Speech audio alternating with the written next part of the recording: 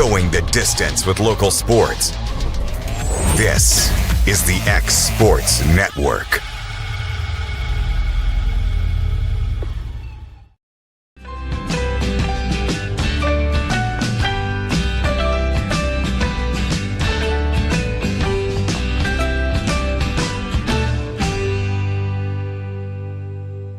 Here at Fields and Brown Barbershop, legacy means a lot.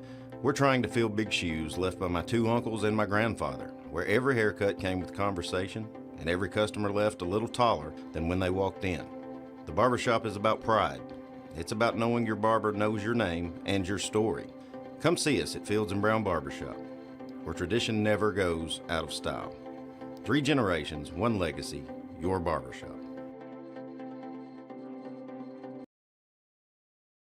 Financial advisor Scott Beasley knows time spent with family is everything. As a founder of Beasley Wealth Management, his mission is to give clients the freedom to enjoy time with family without the burden of financial concerns.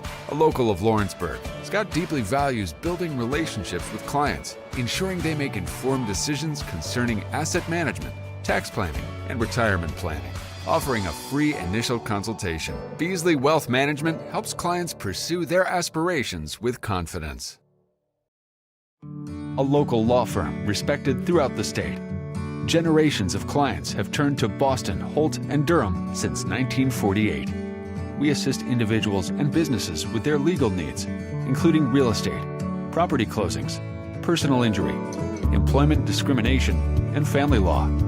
Our clients get the personal attention and convenience of a hometown law firm with the resources and ability to handle any case. Come see us at Boston, Holt, and Durham.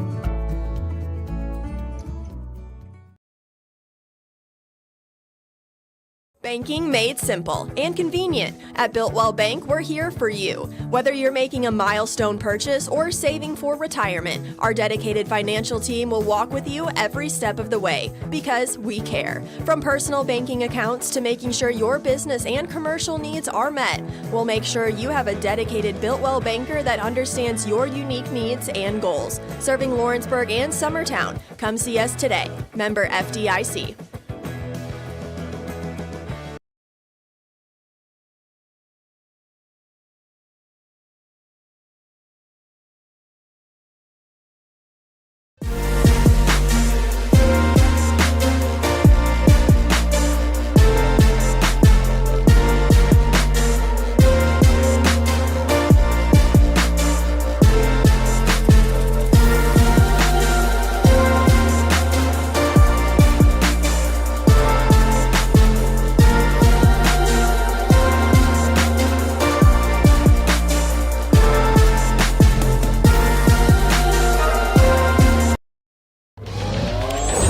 Going the distance with local sports. This is the X Sports Network.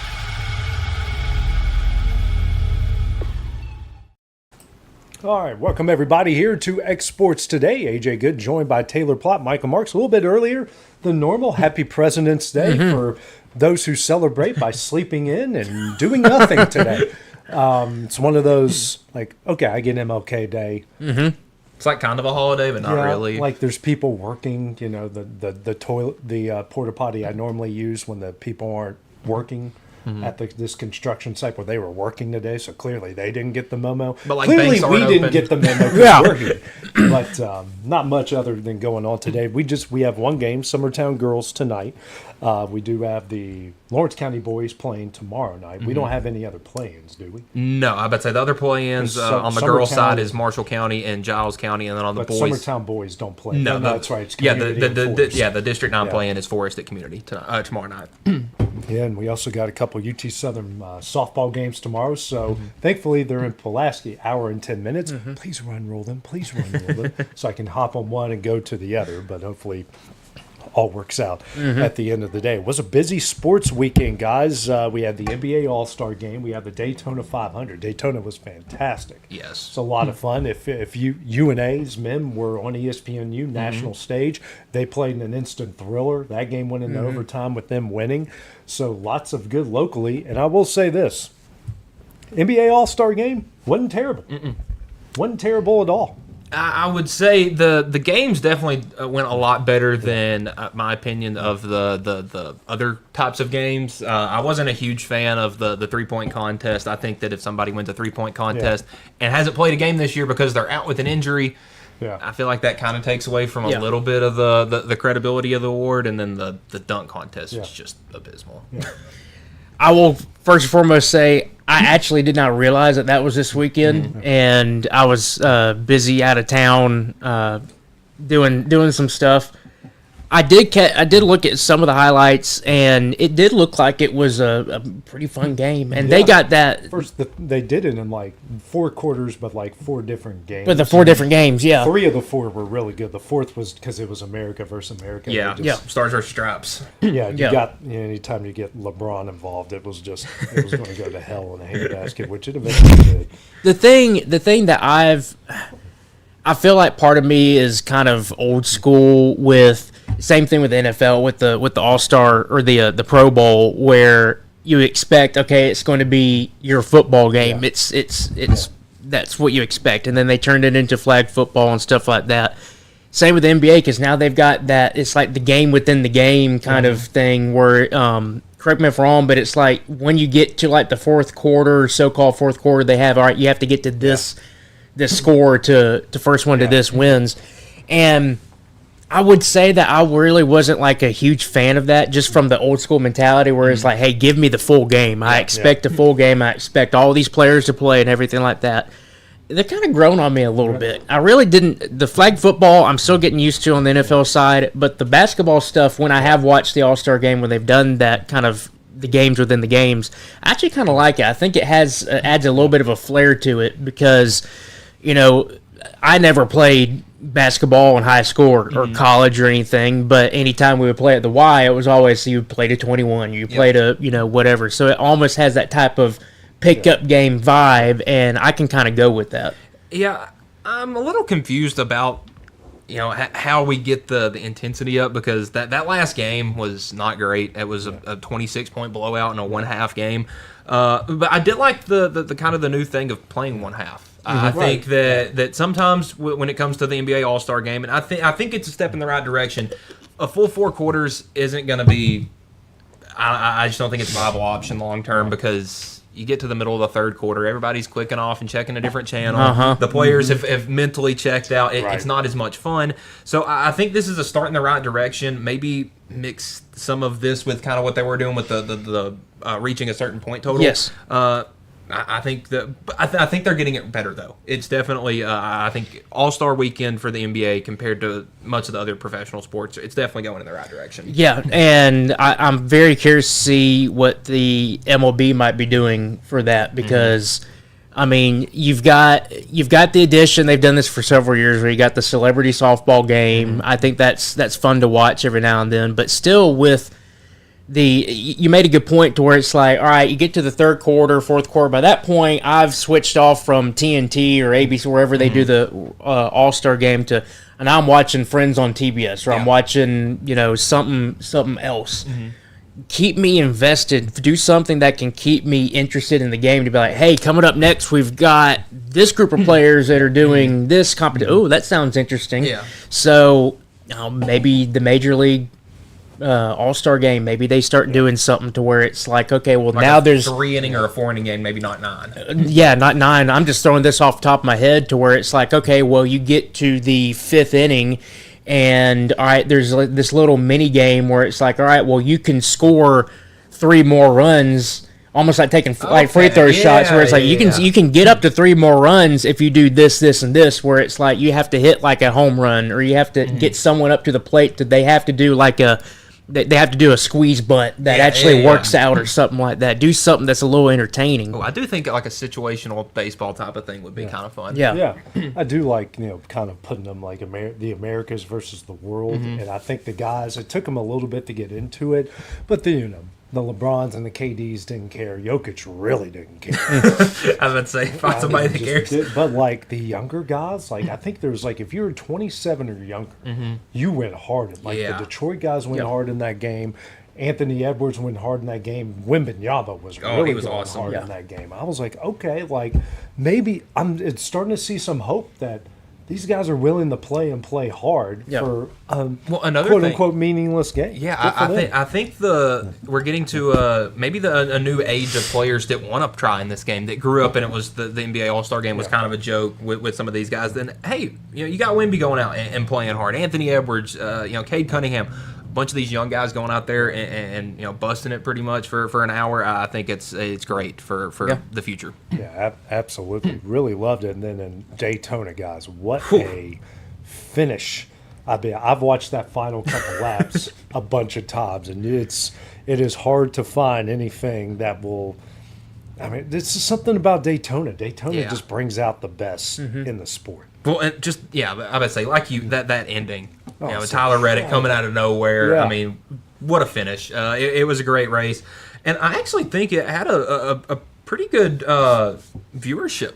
Like it felt like it felt like a lot of people I knew were watching. Know were watching it for the first time in a couple of years.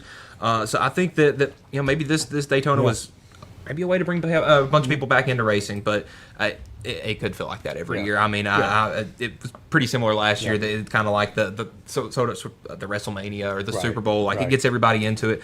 But I just feel like that ending maybe is a good way to catapult racing into the future because it's fun. Racing is a ton of fun, and hey. Michael Jordan won something outside the NBA. Hey, he was so happy that he won that, by the way. Like, he was like, I felt like, he literally said, I felt like I just won a championship. Yeah. I mean, it's kind of hard to top that. I mean, but just like you saw, like, cars going out, and how did no one at the front get hit by any of that? It was just chaos, and they just kept going. They just kind of start fighting for position, and Tyler Reddick just slides right in there at the right time. I don't know what it is about Daytona. You can kind of get this too with Talladega. Talladega, I feel like, is more just you get the big wreck at Talladega that just ends up taking out half of the field or something. Where Daytona, it's like you get these incidents here and there, and the field starts three or four cars out, and then all of a sudden you get to like the final 5 laps. And everybody's just running on fumes on their car. You got cars that are just running out of gas and everything. And all of a sudden, you get this guy who's like 8 spots back. And all of a sudden, he starts weaving. For some reason, there's something about Daytona where you could have, I'm trying to think of who still races now, like Logano. You could have like Joey Logano Jimmy Johnson's back, which is awesome. And you could have like Joey Logano, who's like he's been leading for like 3/4 of the race, and all of a sudden you get this guy who's like some no name that you don't know about coming out of 6th place, and all of a sudden he's right there and he takes the win. It always happens. Especially at Daytona with the high speeds, and they're right on top of each other. Yeah. Just literally, it's like Talladega.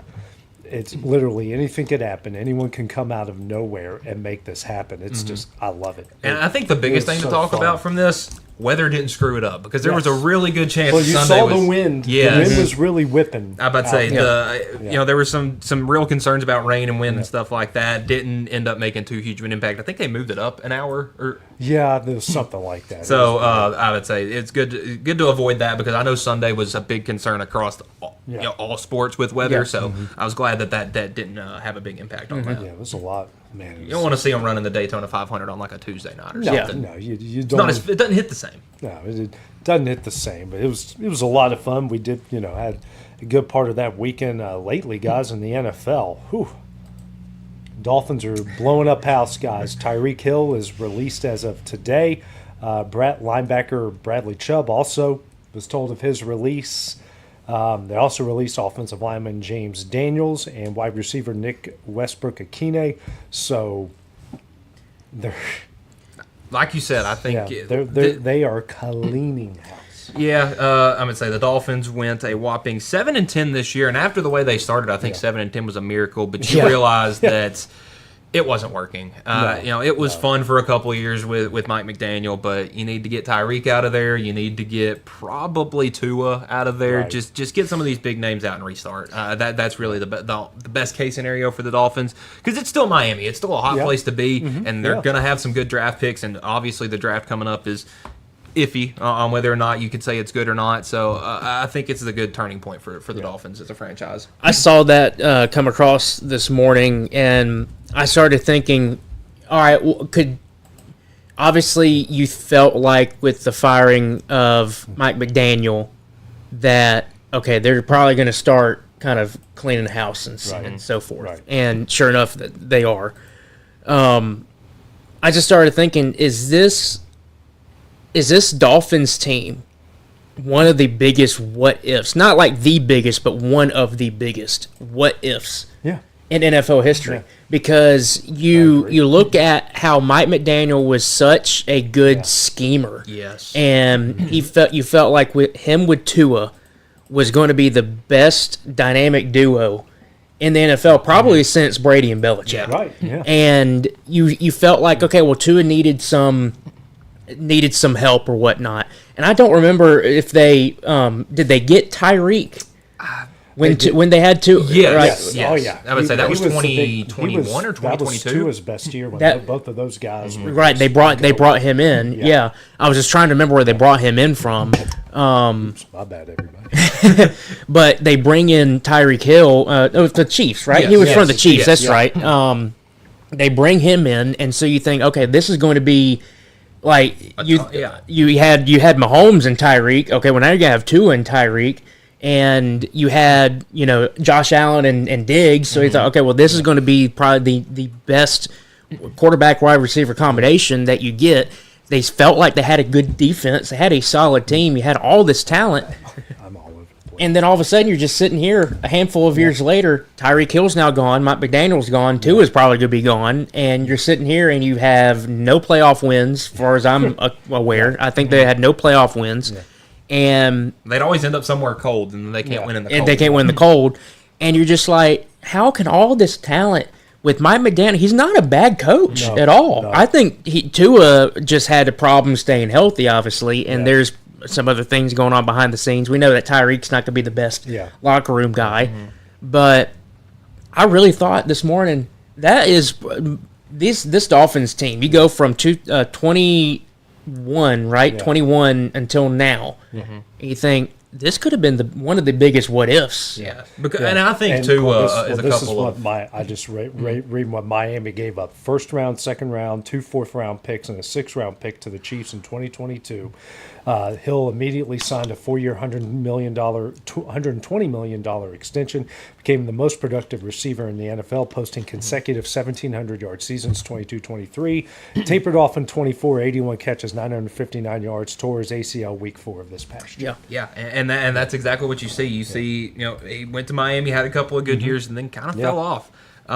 Age was always kind of a concern with him, with a guy that fast. That typically when they slow down in a hurry. They just, like you said, a huge what if. Maybe Tua doesn't get as many of the concussions. Where is his headspace at?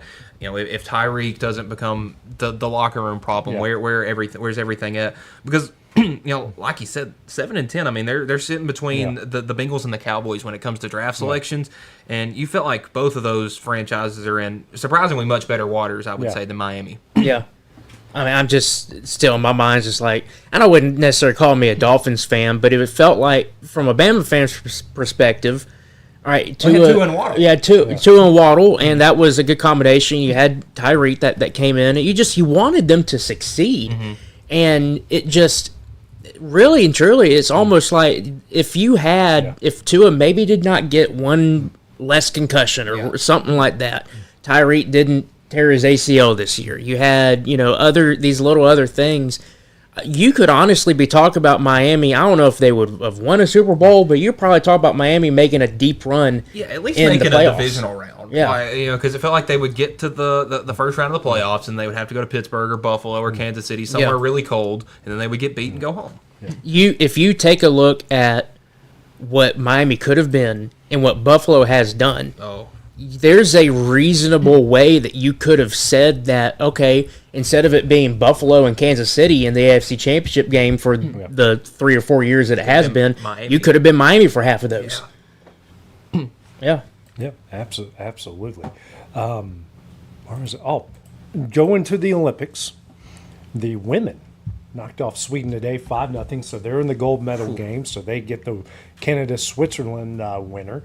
That was a butt whooping. And I would say you were in there watching with us. Me and Bryant watching. There was a span in the second period where the USA women put up like 3 goals in 2.5 minutes. And they're we're killing it right now with our women. Our men got one of the top 2 seeds. So forgot they get the Sweden, Czechoslovakia, no, not Czech, Latvia winner. Believe so. So they got the 2 seed, and our men just dominated. In their play, they're moving the puck so well defensively. They do a lot of good things. Our goalies are really good. I'm always a little hesitant with Americans in these type of games because they always get to the semifinals unless it's like, because in NHL rules, the same guy can go in back-to-back times. Right. But in the Olympics, one guy can go 19 straight times like Zach Parise did and beat Sergei Bobrovsky a million times, who was the Blue Jackets goalie at the time. But he's now won back-to-back cups in Florida. But, other than that, I don't know. I haven't really paid that much of attention. I feel bad. But Italy, I feel like, is done. Bad. I feel like Italy's surprisingly Italy's done really well. I feel like Yeah. anytime I'm watching it's always, you look at the podium and it's Italy, and it's the United States. There's a France or a Germany or Norway every once in a while, but these have been really, really fun Olympics. The Winter Olympics, I think, are much more fun than the Summer Olympics, just for the singular fact it's a lot more competitive. Because, well, it's winter stuff. It's snow. Half the world doesn't get that. So I think it makes it a lot more fun when you get them out there. We were watching the skiing and stuff like that earlier, the alpine skiing. I mean, that's just... Norway has the most, 27 total. Italy's in second. Yeah. They've got 8 gold, 4 silver, 10 bronze. They're dominating the bronze medals. Yeah. Netherlands with actually, they've got this wrong. Let's see. I think they ranked it by gold medals. Netherlands have 6. They've got 12 total. The U.S. 17 total, 5 gold, 8 silver, 4 bronze. So, I mean, Italy has been the surprise sitting there in second place, 22. I mean, Canada's only got 10 total medals and 1 gold. That's been really shocking. I was about to say that because you think the thing I would say two shockers for me on this, and I haven't paid a ton of attention to the Olympics, but I've been kind of dabbling here and there. But the thing that stuck out to me is Italy. Now, yes, they're hosting this, so you would hope that the host country is able to, pull out some good wins. And they have been doing very impressive. The other thing is, like you said, Canada. Yeah. You think winter sports, and you think Canada. And for some reason, I don't know if it's just maybe Canada and Brazil have the same amount of gold medals. That's shocking to me. Now, not total medals. That gold is Brazil's only medal, but still. I don't know if there's like some Olympians from Canada who are just like, okay, we're not going to be, retiring or something like that. And this is kind of a new batch coming in. I don't know, but that's just kind of stood out to me as Canada's not up there in the top 3 or 4. But the other thing that I always find interesting, and I don't know if this is truly a trend. It's just something that in my mind is like, I always feel like I see them here. For some reason, the Dutch are always just right at the cusp. Just right at the cusp. They sneak around. They sneak around right at the cusp of getting all of these golds and being able to actually win the Olympics. And they don't do it. I mean, they've got freaking mountains. I was about to say they got the snow. They should dominate this. In America, we got the Rockies and the Appalachians, and what did the Rocky Mountains to be a little rockier than this. I saw the same thing. I saw someone full of crap. I saw someone post about the Dutch, to where it's like, you remember like the colonizing period was always like, oh, Great Britain took all of this, France did that, Spanish, so Spanish did this. The Dutch were always the one that's like, okay, we'll come do this. Okay, maybe not. When we go do that? Okay, maybe not. They're like always moving around. It's like, I feel like that's the Dutch in the Olympics. And they couldn't make up their mind. Finally, all of Europe just said, just take the middle with all the mountains. Yeah, just take that. Just take that. We will leave you alone. Take that. Just take all of that. Man, where was I going next? Let's go to college basketball. Let's start off with the Michigan. Top spot in the rankings, first time since 2013. Women's wise, Yuki Oriema has now tied for the most times ranked with like 690 some, and obviously insane. He's number one. And even if they lose both games this week, which they won't, that won't even knock him out of the top 25. He could lose every game for the next 3 weeks, and they'd still probably be a fringe team. So you got Michigan there, number 1, Houston number 2, Duke number 3, Arizona, UConn, Tennessee, Still outside. still outside. Yeah, they made it back in 1 week and then blew a 17-point lead or whatever it was to Kentucky Yeah. again. And you know what? As long as that's happening, keep them out. And Alabama snuck back back in in. to Yeah. to 25th there. So, but hey, Tennessee did what they were supposed to do this week. Got a couple wins. They're going to get into the tournament. I think we're all pretty much in agreement that they're going to get in the tournaments, and nothing really to. I think the there SEC's about. just kind of beat each other up so much. I was just Yeah. telling Taylor that this week 4 teams from the SEC in the top 25. That's not a lot. You know, when last year they had 14 of the 16 teams make the tournament, and this year you only got 4 ranked. I think it's probably a little bit of I would say probably a little bit of a hangover from last year, obviously, because the SEC was loaded last year, top to bottom. This year, I mean, you probably still have, I would say, 7 or 8 teams that are tournament good. I think Florida, Arkansas, Vandy, Tennessee, Alabama. I think Kentucky's in there. And then you get to the fringe teams like Missouri, A&M, Texas. I mean, Auburn is still kind of right in there, but they probably can't lose too many more games. So I have a big question, which is, now I did kind of skim through the top 25. A&M is not in the top 25 yet. They've hit a bit of a stretch. They have hit a bit of a rough stretch. What is with the rankings with some of the SEC teams? Now this is I'll first foremost say this is not me saying, okay, Alabama should have been ranked every single week. This is like a legit question that I have where it's like you had Alabama and A&M play where Alabama was middle-ish of the ground SEC rankings. Yep. A&M was number 1, and A&M was not ranked. Yeah. And they're in probably the toughest conference in the league or in the NCAA. So they weren't ranked. Alabama, you look at the teams that they've beat, their strength of schedule is number 1. They were out of the top 25. I don't know. It was just something that was just, you look at the rankings and how, I mean, same thing with Tennessee. It's like you look at these teams and like, all right, fine. If you don't want to rank them in like the top 15, I still think Alabama's probably deserving of like a top 20 ranking. Tennessee's probably deserving of a top 20 ranking. A&M's probably deserving of a top 20 ranking. Tennessee is one of the 2 teams that had beaten Houston this year. Yeah. I don't know what you look at last year, because what I was getting at is last year the SEC beat each other up, and Alabama could have been ranked number 5 and lost to number 10 Tennessee on Tuesday, and then lost to number 12 Auburn on Saturday, and you come back on Monday and they're like, and we're 12 or something. They've only dropped like a handful of spots, and this year it seems like you end up dropping further. And A&M not getting the respect that they deserve, and I don't know, it's just something that kind of stood out to me. It's like you see all these SEC teams that are unranked, and you look at their record, and I'm like, okay, well, they're better than Miami of Ohio. No offense to Miami of Ohio, but you aren't playing anybody. You look at some of those top 20 teams, like, okay, A&M's better than them, Tennessee's better than them, Bama's better than them. I would say this year has been a lot of circumstance with tough schedules, because you look at Kansas, they're at number 8 with 6 losses. The next team with 6 losses is Florida at 12. But you look at some of the wins Kansas has, and I get most of this is from them having the Big 12 ranked really high, but Kansas last week won against number 1 Arizona and then lost to number 5 Iowa State. You know, it's kind of tough with what to do with them. You know, and teams like Texas Tech, because Texas Tech has a win over Houston, a win over Duke, wins over Arizona. But then you look and they have losses to, I feel like they had like a weird loss earlier in the year. A loss to Arkansas. That's not the greatest loss in the world. Losses to, I guess that's really it. A loss to UCF.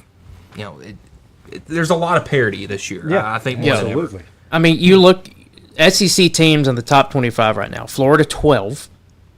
Then you go all the way down to 19 Vandy and Arkansas back-to-back, 19-20. And then Alabama. And I'm looking at that. It's like, I understand how Alabama has 7 losses next to their name. Arkansas has 6. Vandy has 4.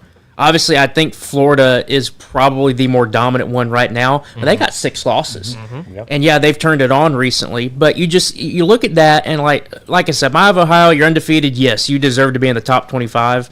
But, I mean, I still stand by. I know Tennessee's outside of it. Technically, they're number 28 right now, and Kentucky's 20 or 30.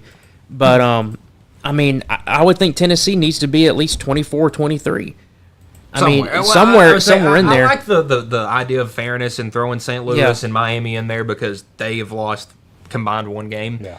But then there's a part of you where it's like, okay, Miami. So yeah, they're one of the coolest stories in college basketball. You go look at their January; they went like back-to-back games: a 2-point win over UMass, a 6-point win in overtime over Kent They're State, squeezing by, and a 3-point win over Buffalo. Now, given those are I would say upper echelon teams in the MAC, but still. Yeah.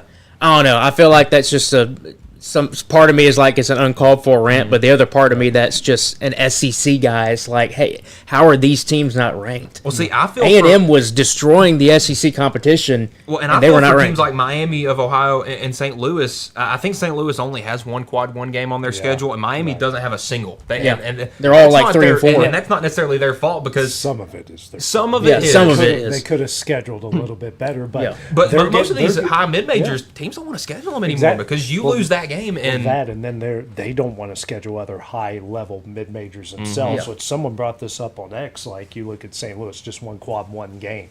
Miami, Ohio doesn't have any, but some of that is people don't want to schedule them. Yeah, but also some of it is so this is what they're given. Go schedule high level mid majors and compare yourself. They're not doing that either. At least I'll give our guys down the road. UNA went all the way out to San Francisco, who's considered one of the better teams. I would say they're one of the best teams in the West Coast. In the West Coast Conference, and they won. Yeah. They were like mid-major top 25 at the time, and they picked up a big win. So there's, part of it is yes, this is a circumstance you're getting. Part of it is it's your own created circumstance. Yeah.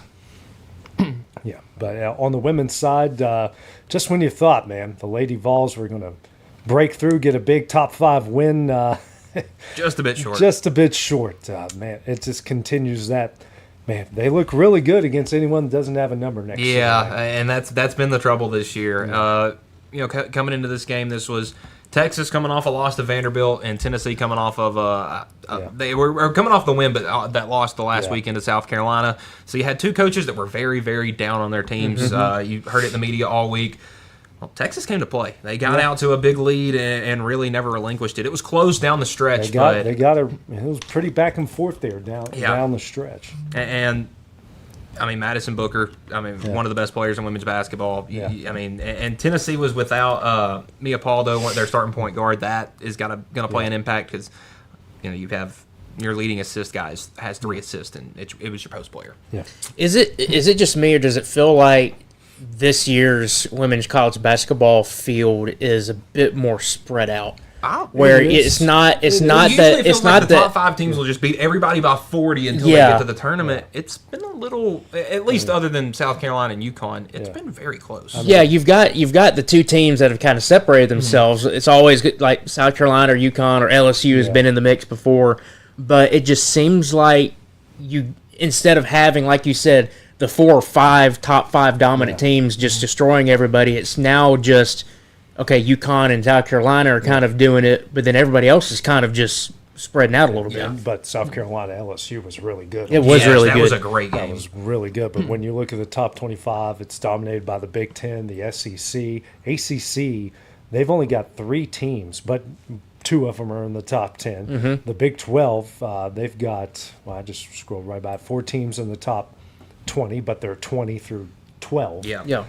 West Virginia had Big 12, had TCU. They just had them yesterday and just couldn't close the gap. But when I was looking at some of bracketology, Tennessee was slated to host, but I don't know if they're going to get a chance to. I mean, the bids are differently. It's not because it's not the top 8 seeds get the host. It's whoever. It's I would say I think it's the top 16 maybe. It's just 1 through 16 how they're seeded. Yeah, I would say, and the Lady Vols definitely have a tough schedule down the stretch, so they'll get a chance to earn that host. But if they lose it, it'll be on their own doing as well. Yep. All right, guys. Well, coming up next, I sent these guys something fun that we can do because we're kind of hitting a lull here a little bit in the season. We've got $15, and we got to spend it on our infield from the 2000s. I cannot wait to see where all these guys go with it. That's coming up next here on Exports Today. At C&B Linen, fast, friendly, and reliable service is our promise to you because you're not just a customer, you're family. From multi-use linen to branded floor coverings and a complete range of cleaning supplies, C&B Linen is here to make sure you have everything you need. From our high-quality products to our fast, friendly, and reliable service, you'll experience the difference with C&B Linen. Because you're not just a client, you're part of our family. You'll be winning with C&B Linen. Got a dent, a ding, a scratch, or a bent fender? Major or minor, Car Country Collision Center in Leoma can fix you up. Car Country works with all insurance carriers, gives free estimates, can work on foreign and domestic vehicles, and has experience you can trust. They've been in business since 1990. Unfortunately, accidents happen, but you can get your car back on the road with as little hassle as possible with the help of Car Country. Call 931-852-4708 or stop by at 2567 Highway 43 South in Leoma.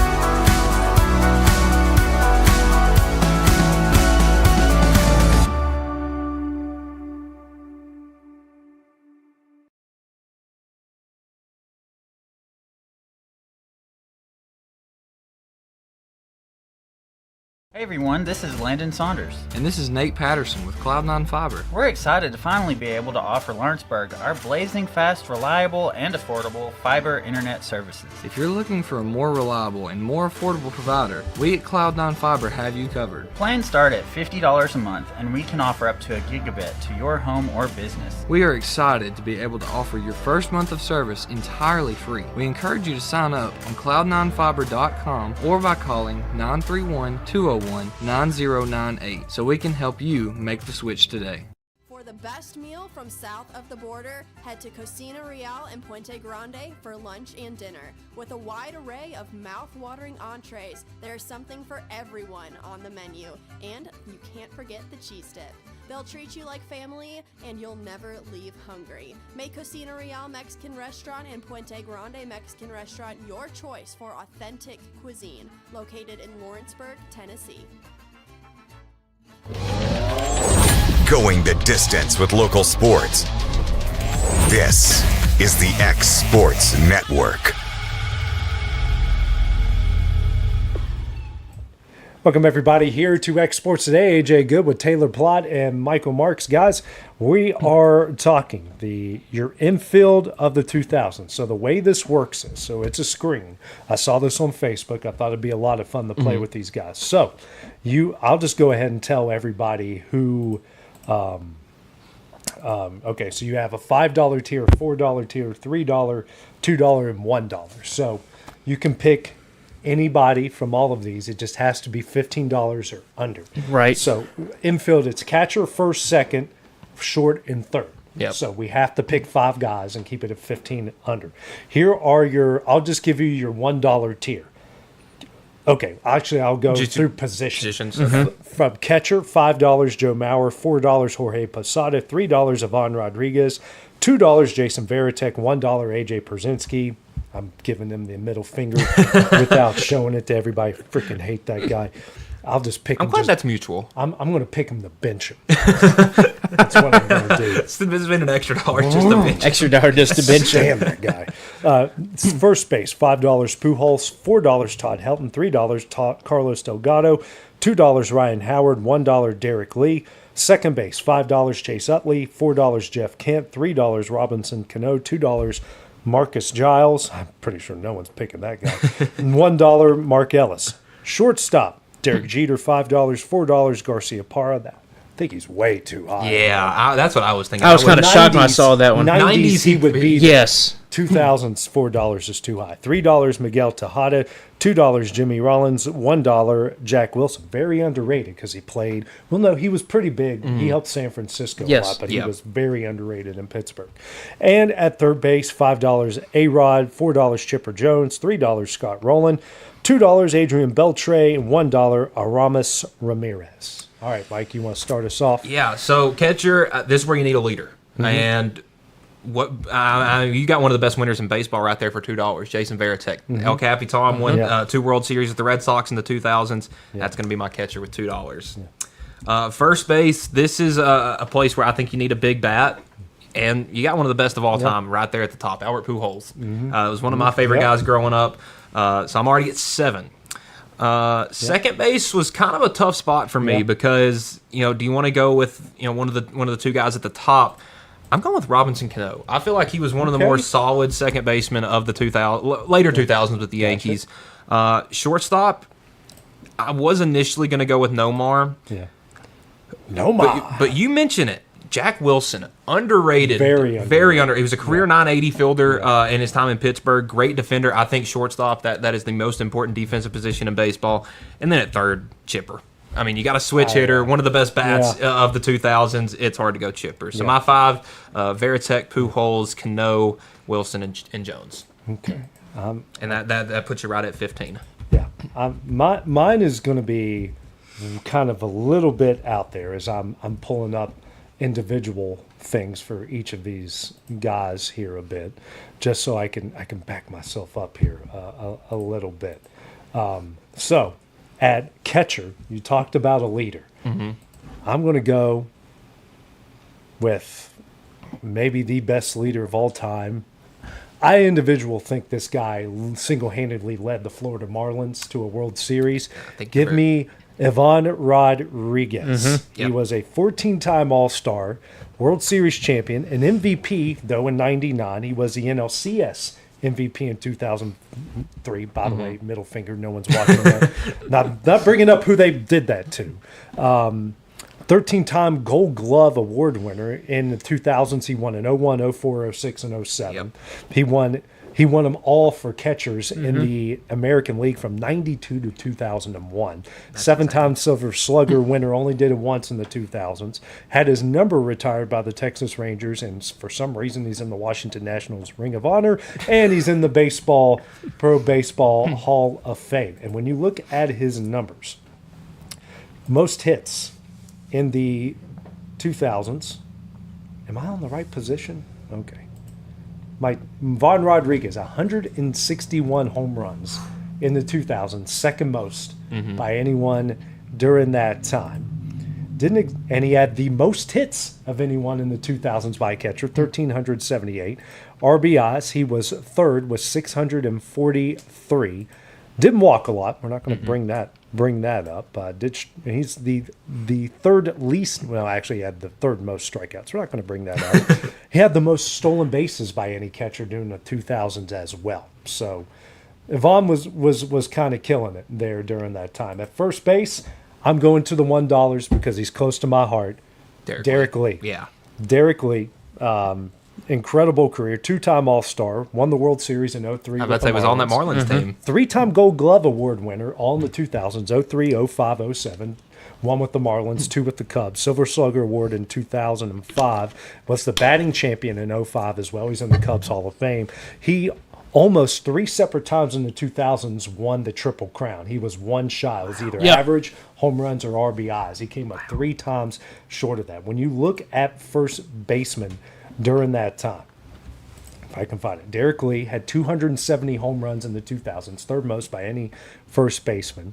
Hits, he had the second most, but right underneath Todd Helton, 1,536. RBIs, he ranked 4th by first baseman. Got to scroll all the way down here and find the rest of it. Where's the average? His batting average was 5th. He batted .292 in the 2000s. Pretty stinking good. 3-time Gold Glover, and he ranks in the top 10 in every offensive category, and he's $1. That's a Well, that's steal. the thing. You look at it, the names under first baseman. You got Albert Pujols, one of the all-time greats. Todd Helton, all-time great, and even Delgado and Ryan Howard were huge bats in their time. Okay, my second baseman, I'm going to spend some money here. I'm taking Jeff Kent. Yeah. Just inducted into the Hall of Fame. So now I've got myself 2 Hall of Famers in my lineup. And again, I think he's better than Chase Utley, because you think, what made Barry Bonds so stinking good during his time in the 2000s? Who was protecting him in that lineup? Jeff Kent. Jeff Kent. Then Jeff Kent, okay, he was a malcontent. He really good with the media, horrible with his teammates, but then he goes to Houston, helps get them into the World Series. He helped the Giants get to the World Series, and that Game 7 was incredible. That ball Bonds hit still wasn't landed. But when you look at what Jeff Kent did, 5-time All-Star, did it 3 times in the 2000s, won the MVP in 2000, 4-time Silver Slugger Award winner, he's in the San Francisco Walk of Fame. Again, he got 87.5% of the vote to get into the Hall of Fame. Pretty stinking good for Jeff Kent. When you look at his numbers, again, he's 6th in home runs. He had 216 hits. He ranks 7th with 1,429. Doubles, he also ranks 7th. Triples, never mind. He had 850 RBIs during that time, and I think he had the 3rd best batting average. Yeah. Not the greatest defender, but that's, it's not what was asked of him at the time. Did really good. Shortstop, I'm going Miguel Tejada. What a guy. 6-time All-Star, all came in the 2000s. He was a stud with the A's and the Orioles, even a stud there with the Astros because he made the All-Star twice with the Astros. He was the MVP in 2002, 2-time Silver Slugger winner, was the MLB's RBI leader in 2004. When you look at what he did, he led shortstops in home runs. Again, I'm getting this guy for $3. Yeah. This is a middle tier guy. Yeah. He led shortstops in home runs, 251. He had the 2nd most hits, just below Jeter. He had 1,860 hits in the 2000s. Doubles, he was 2nd in doubles behind Orlando Cabrera. I didn't think he led second baseman. 365. He had 1,046 RBIs in the 2000s. Derek Jeter's in 2nd place at 727. Again, you're getting him for $3. Yeah. Well, and from 99 to 06, missed 5 games. Yep. Yes. I mean, just everything you want in this guy. Not the greatest defensive guy. But listen, yeah. I think the biggest thing there, that's a guy you can count on to be there every day. And he hit 297. That's no slouch. It's great. It's great. And then for my 3rd baseman, I'm going back down to the $1. I'm picking my boy. I love me some Aramis Ramirez, guys. I love me some Aramis Ramirez. So many clutch home runs. And by the way, I swear, every Cubs game I went to that he played at, he was hitting bombs. Yeah. I've seen him hit 7 home runs. Oh, wow. Yeah. I mean, I swear, this guy, he knows when I show up because the ball's going into the seats. He led all 3rd basemen in the 2000s in home runs, 258. Troy Gloss. Why is Troy Gloss? Yeah, that's what I'm thinking. He's second Troy in Gloss. 256. A-Rod, here's the thing. Ramirez played in 1,320 games in the 2000s. A-Rod only played in 891. He's still 3rd most in 3rd baseman. But then again, I think they're saying because when he came to the Yankees, this is how many games he played at 3rd base. That makes more sense. That could be it. And steroids. Just throwing that out there. Hits-wise, Ramirez is 3rd among 3rd basemen in the 2000s. Doubles, he's 4th. Triples, he's 7th. RBIs, he has the most home runs and the most RBIs by a 3rd base. He had 915 RBIs to go along with 258 home runs. Not a terrible 3rd baseman. He did not lead the team in errors. He was not terrible. And again, I'm getting all of these guys who are either $1. top 10 or top 5 in every offensive category. Plus, forget defense, whatever. As long as they hit it over the fence and driving guys in, which all of these guys do, I didn't have to spend $1 on the $5. No. Yeah. I'm about to say you avoided it. That was actually pretty impressive. I'm under the that was cap. really good. I get money. I'm stealing from the Yankees are paying me to get this. Just throwing it out there. All right, what you got, Taylor? All right, I believe my math is mathing, and I think that I would end up getting, I think it's 13, so I'll be under the cap. Yeah, you're under the cap. Okay, make sure I'm doing this right because the math might not be mathing all the way. I'm with you. I like Jason Varitek. I feel like you need that leader behind the plate. He's going to punch A-Rod in the face. He's going to punch A-Rod in the face. And honestly, when you look up and down to that list, Joe Mauer, Posada, Rodriguez. I know he's a 2-time MVP, but he just never won anything as a team. Exactly, because he was on the Twins. And, I mean, you cannot go wrong with any of those guys. Yeah. And I do like me some Jason Varitek and those 2000 Red Sox. So I take Varitek. And I'm going with Ryan Howard at first base. That's a It's a good one. MVP. Yeah. He's That's a good pick. good bat, solid defensive player. I feel like you need to have. I feel like the catcher and first you need to have as like your anchor of the infield. You need to have really good catcher and first baseman. So that's $4 there, and then I'm going up to the $3 category. I like your pick at shortstop or second base. Give me with Robinson Cano. I feel like you could. I kind of went back and forth between whether I would want Chase Utley or him. And I think you just can't go. You can't go wrong either way. But I feel like Robinson Cano. I feel like with him on the Yankees, all the spotlight was on Jeter. All the spotlight was on A-Rod. I feel like he kind of got left in the back. Yeah. And he was so good and nobody talked about him. Seattle and all the spotlight was on him, and Yeah. I feel like he was probably one of those guys where he Felt liked for fun for a little bit. Yeah. he liked kind of being kind of the third guy in the So I'm taking him at second, and then I'm going with the speedster and the Gold Glover Jimmy Rollins. Yeah. Over there at shortstop. Switch hitter, great defense. World Series champion, and I mean, you could have. I mean, you look at the Phillies infield. I mean, you had Ron Howard, Chase Utley, and Jimmy Rollins are on this list. Yeah. I mean, Pretty good. And I feel like having that Howard and Rollins kind of duo right there at short and first, and have their bats because he was a really. I mean, I don't think he had any like batting titles or anything, but he could hit the ball too. It wasn't going to have the big pop. He was more the speedster, but he had a good bat, great defensive infield player.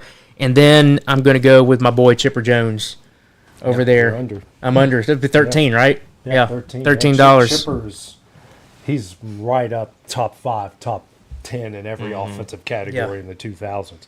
I find it wild, guys. None of us picked a $5 guy. I picked Pujols. You picked Pujols. But that was it Okay. because I mean it's just, really, when you look at most of the $5 guys, for me, Mauer never won anything outside of individual awards.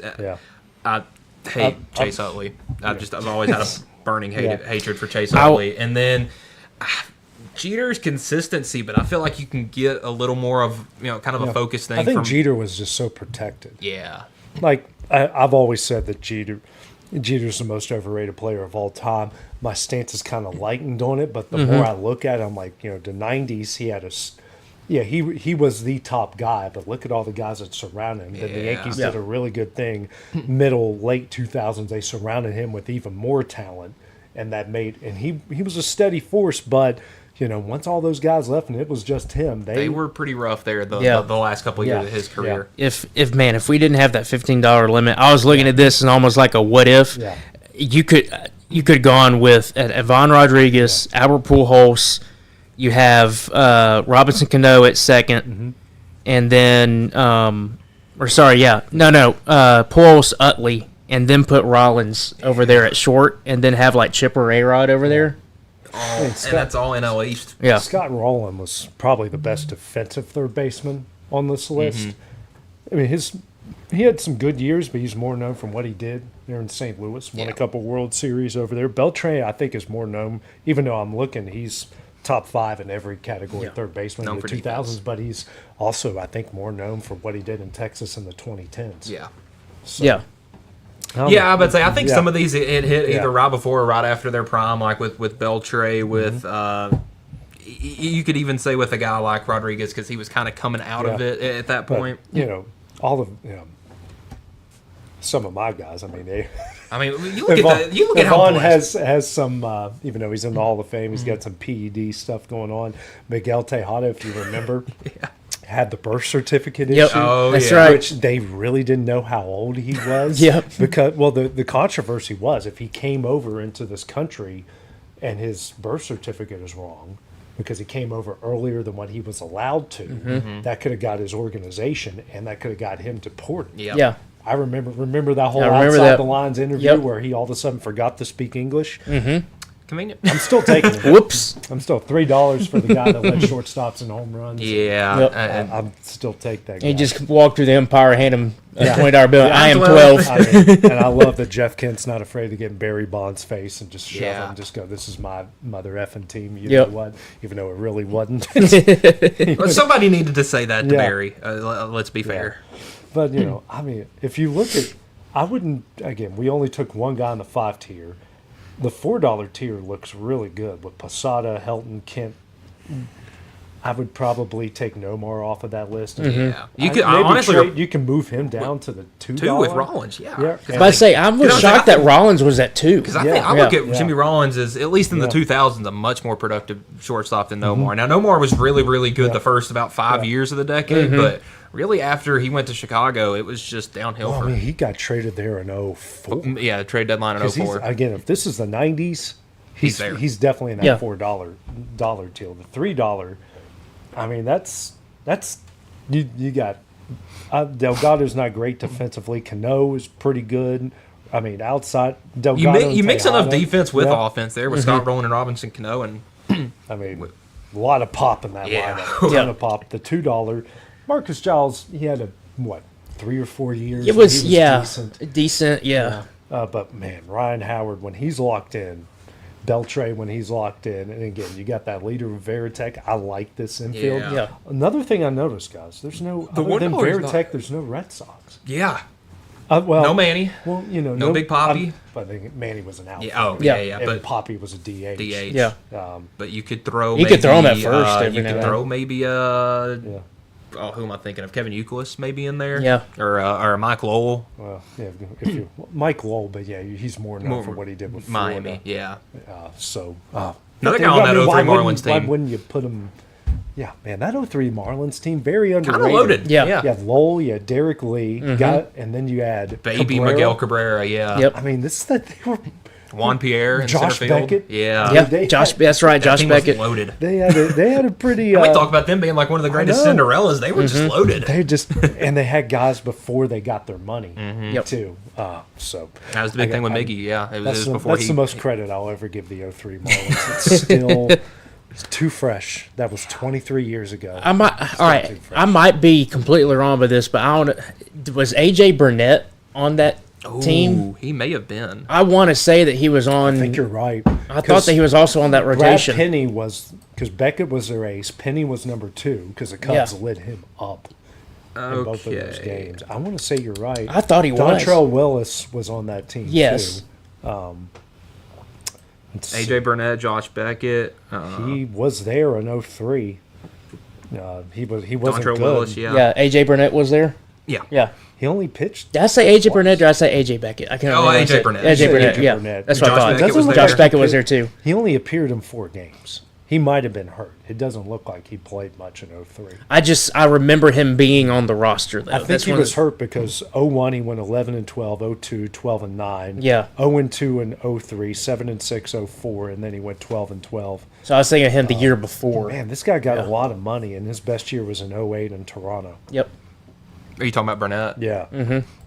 Man, a lot of people traded for this guy too, and he just above average. Well, Josh Beckett was a huge pickup a couple Yeah. of years later when he Yeah. had free agency because he went to Boston and won a World Yeah. Series. So, all right, we're gonna have more of that coming up because I think that's fun to Yeah. really think about it. So, I mean, we can maybe pick the best guys that play for each team. Yeah. We'll do that with some other sports. I mean, I'm all for it. I'm here for it, yeah. Yeah. I'm all for it. Well, guys, that will do it for X Sports today. No show tomorrow. We've got softball, all kinds of stuff. So we'll be back on Thursday since I'm traveling to Jackson State on Wednesday. I need to look at my own schedule. So much is going Oh, on. and we'll be hopefully we're working on getting the interviews lined up with Yes, the South Lawrence Horns, Lady yes. Stallions Yes, to so celebrate their that state will be- championship. That will be on Wednesday as well. So we'll be back here on Thursday. So for Taylor, for Mike, and myself, we'll see you guys then. Going the distance with local sports. This